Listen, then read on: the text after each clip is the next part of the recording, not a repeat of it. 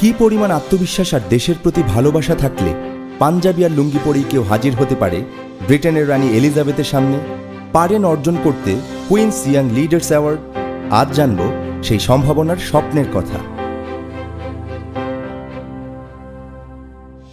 আমাদের তরুণরা প্রতিদিন স্বপ্ন দেখে বিশ্ব জয় করার, আর তাদের জন্য সুযোগের দ্বার খুলে অপেক্ষা করছে অনেকেই। তরুণদের সুযোগ ও সম্ভাবনার খবর পৌঁছে দিতেই বন্ধু মানিককে সাথে নিয়ে ইউথ অপরচুনিটিস নামে একটি প্ল্যাটফর্ম প্রতিষ্ঠা করেন ওসামা বিন নূর।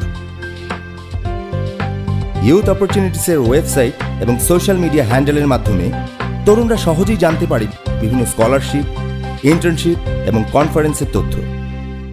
জীবনের প্রতিটি ক্ষেত্রেই বাধা আসে, কিন্তু আমার কাছে মনে হয় মানুষের সবচেয়ে বড় বাধা মানুষ নিজেই, এবং সেই বাধা অতিক্রম করতে পারে মানুষ তার নিজের ইচ্ছা শক্তির মাধ্যমে।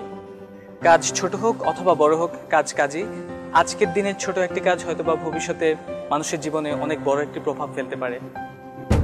সুবিধাবঞ্চিতদের জন্য তিনি কাজ করেছেন ভলান্টিয়ার ফর বাংলাদেশের প্রেসিডেন্ট হিসেবে। নিজের স্বপ্ন পূরণের পথে দারুণ উদ্যমী ওসামা, আর এ কারণেই জায়গা করে নিয়েছেন খ্যাতনামা ইন্টারন্যাশনাল ম্যাগাজিন ফোর্বসের এশিয়াস 30 আন্ডার 30-তে। এরকম হাজারো সম্ভাবনায় আইডিএলসি স্বপ্ন দেখে সামনে এগিয়ে যাব।